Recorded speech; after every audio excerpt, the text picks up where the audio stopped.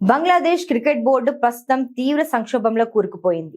రాజకీయ అస్థిరత, T20 world cup నుండి వైదొలగడం వంటి సమస్యల తర్వాత తాజాగా మ్యాచ్ ఫిక్సింగ్ వివాదం దేశ క్రికెట్ ప్రతిష్టను మరోసారి మసకబర్చింది. ఇటీవల చాట్టోగ్రామ్ వేదికగా జరిగిన CJKS టాలెంట్ కప్ 2026లో 7 ఆటగాళ్లు ఫిక్సింగ్ కు పాల్పడటం గమనార్హం. ఏప్రిల్ 3న బాకాలియా ఏకదాస క్రెసెంట్ క్లబ్ మధ్య జరిగిన టీ20 మ్యాచ్ లో సాకిబ్ హుస్సేన్, ఒబైదుల్ అలాం సహా 7 క్రికెటర్లు కావాలనే వింతగా ప్రవర్తిస్తూ వికెట్లు పారేసుకున్నారు. అధికారుల విచారణలో వీరంతా ఉద్దేశపూర్వకంగానే మ్యాచ్ ఫలితాన్ని మార్చడానికి ప్రయత్నించారని తేలింది.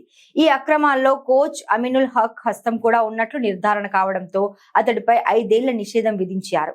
బాధ్యులైన ఆటగాళ్లపై దేశవ్యాప్తంగా నిషేధం అమలు చేయాలని చాట్టోగ్రామ్ క్రీడా సంస్థ BCBకి సిఫార్సు చేసింది. గతంలో BPLలోనూ ఇలాంటి అవినీతి ఆరోపణలు రావడం, 2025 సీజన్లో జాతీయ ఆటగాళ్లు నిఘా నీడను ఉండడం క్రికెట్ వ్యవస్థలోని లోపాలను ఎత్తి చూపుతున్నాయి. వరుస వివాదాలు చుట్టుముట్టినప్పటికీ మైదానంలో మాత్రం బంగ్లాదేశ్ జట్టు మళ్లీ పుంజుకునేందుకు గట్టిగా శ్రమిస్తోంది. ఇటీవల పాకిస్తాన్ తో జరిగిన వన్డే సిరీస్ ను కైవసం చేసుకోవడం జట్టులో కొత్త ఆశలను చిగురింపజేసింది.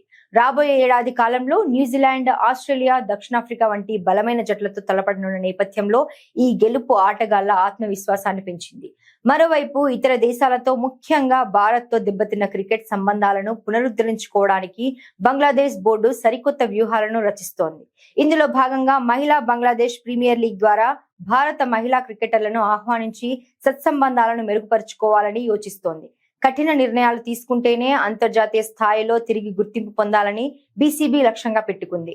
అటు క్రమశిక్షణ చర్యలు, ఇటు మైదానంలో మెరుగైన ప్రదర్శనతోనే బంగ్లాదేశ్ క్రికెట్ ఈ గడ్డు కాలాన్ని అధిగమించగలదని విశ్లేషకులు భావిస్తున్నారు.